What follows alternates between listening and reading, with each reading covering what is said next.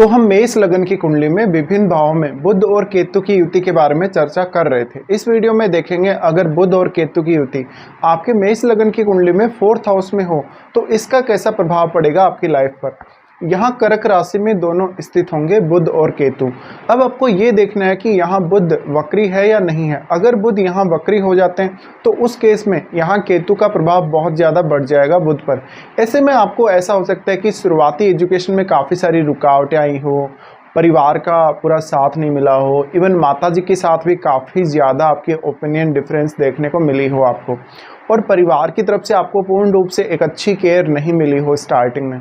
तो ऐसे में आपकी शुरुआती जो जीवन है उसके ऊपर बहुत ज़्यादा इम्पैक्ट पड़ेगा और आपकी शुरुआती एजुकेशन सबसे ज़्यादा प्रभावित होगी। इससे आपके सोचने समझने की क्षमता या बात करने की क्षमता या कम्युनिकेशन की क्षमता काफ़ी ज़्यादा प्रभावित हो सकती है। अब यहाँ बुध जो है वो तीसरे भाव के स्वामी, तीसरे और छठे भाव के भी स्वामी हैं। ऐसी कंडीशन में अगर यहाँ बुध वक्री नहीं हो और काफ़ी स्ट्रॉन्ग स्थिति में हो तो आपको घर परिवार के जो सदस्य हैं उनके साथ कम्युनिकेशन में बहुत अच्छा रहेगा और आपको अपने घरेलू कार्यों को तो करने में मदद मिलेगी ही मिलेगी। इसके साथ साथ आपको अपने कैरियर पर भी ये कंजक्शन की वजह से ज़्यादा फोकस देना कहीं ना कहीं।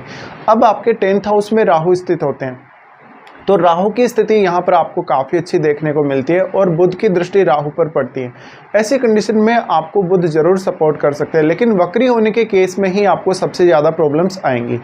अब यहाँ पे बुध अगर वक्री नहीं है और डिग्री वाइज काफ़ी बराबर के साथ बैठे तो निश्चित रूप से आप अपनी शुरुआती एजुकेशन में ये देख सकते हैं कि आपने काफ़ी अच्छे से परफॉर्मेंस दिया होगा अपनी शुरुआती एजुकेशन में और अपने घरेलू मामलों में भी, और आप थोड़े बातूनी ज़्यादा हो सकते हैं, अपने घर परिवार वालों के साथ अपनी सारी की सारी बातें शेयर करने वाले हो सकते हैं।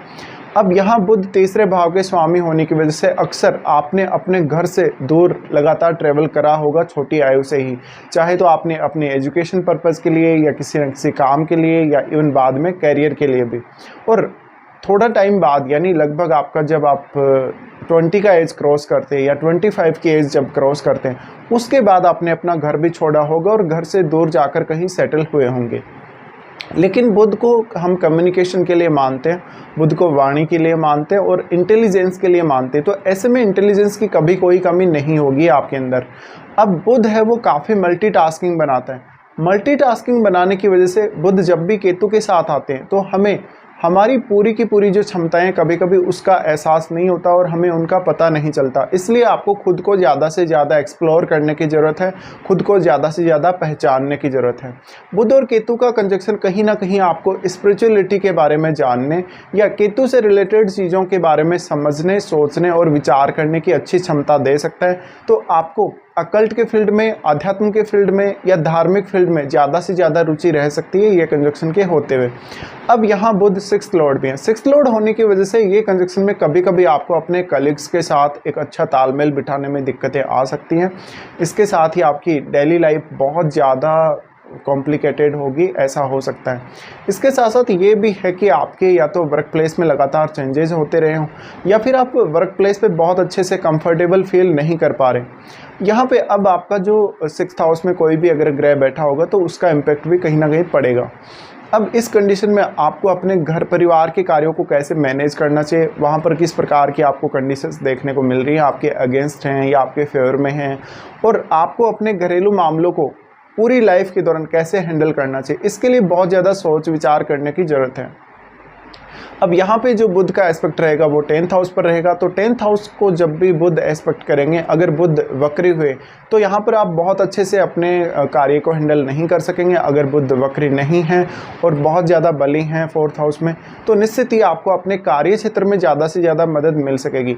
लेकिन फैमिली के साथ कहीं ना कहीं आपकी जो ट्यूनिंग है वो उतनी अच्छी नहीं रहेगी। फैमिली के साथ आपको काफ़ी तालमेल बिठाना पड़ेगा, आपको अपना माइंड यूज़ करना पड़ेगा, अपनी वाणी यूज़ करनी पड़ेगी और अपनी क्षमताओं को आप पूरा सा पूरा आपको उपयोग करना पड़ेगा कहीं ना कहीं।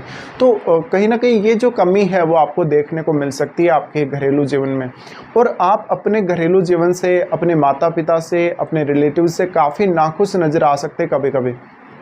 इसके अलावा ऐसा हो सकता है कि आपको अपने घर से लगातार छोटी छोटी दूरी की काफ़ी सारी यात्राएं करने को मिले। तो ये कंजक्शन की वजह से आपकी शुरुआती एजुकेशन, आपकी थिंकिंग, आपका सोचने समझने का तरीका, एनालिसिस करने का तरीका काफ़ी ज़्यादा ही प्रभावित होगा। अब देखिए केतु जैसा ग्रह, क्योंकि केतु एक बहुत ही ब्लाइंड प्लेनेट है, उसके पास ना तो सोचने समझने की क्षमता है, ना ही कोई निर्णय लेने की क्षमता है।